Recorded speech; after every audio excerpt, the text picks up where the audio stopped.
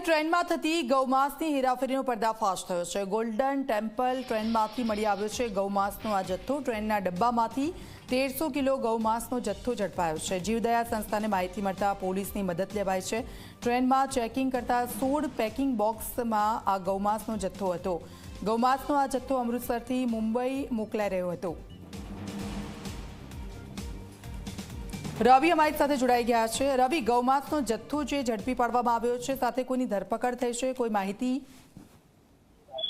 બિલકુલ દીક્ષિતા, વાત કરવામાં આવે તો વડોદરા ગોલ્ડન ટેમ્પલ ટ્રેનમાંથી ગૌમાંસનો મોટો જથ્થો ઝડપી પાડવામાં આવ્યો છે અને તે બાબતની સફળતા વડોદરા રેલવે પોલીસને મળી છે। વડોદરાની એક જીવદયા સંસ્થા છે તેને માહિતી મળી હતી અને તે માહિતીના આધારે તે સંસ્થાએ પોલીસને ઇન્ફોર્મેશન આપી અને પોલીસને સાથે રાખીને ગોલ્ડન ટેમ્પલ ટ્રેન જ્યારે વડોદરા રેલવે સ્ટેશન પહોંચી ત્યારે તેના જે પાર્સલ વિભાગ છે તેમાં જઈને ચેકિંગ કરતા 1300 કિલો ગૌમાંસનો જથ્થો મળી આવ્યો છે અને 1 તારીખે આ ટ્રેન અમૃતસરથી મુંબઈ ગૌમાંસ લઈ જતી હતી। તે દરમિયાન અહીંયા ઘટના છે જેમાં ચેકિંગ દરમિયાન આ મોટા પ્રમાણમાં ગૌમાંસનો જથ્થો મળી આવ્યો છે। 30 બોક્સ હતા અને તેમાં ખોલતા 16 જેટલા શંકાસ્પદ બોક્સ મળી આવ્યા જેમાં ગૌમાંસ મળ્યું હતું અને તેને સુરત એસએસએલ ખાતે તપાસ માટે મોકલવામાં આવ્યો છે, જ્યાં એસએસએલ દ્વારા ગૌમાંસ હોવાની પુષ્ટિ કરવામાં આવી છે।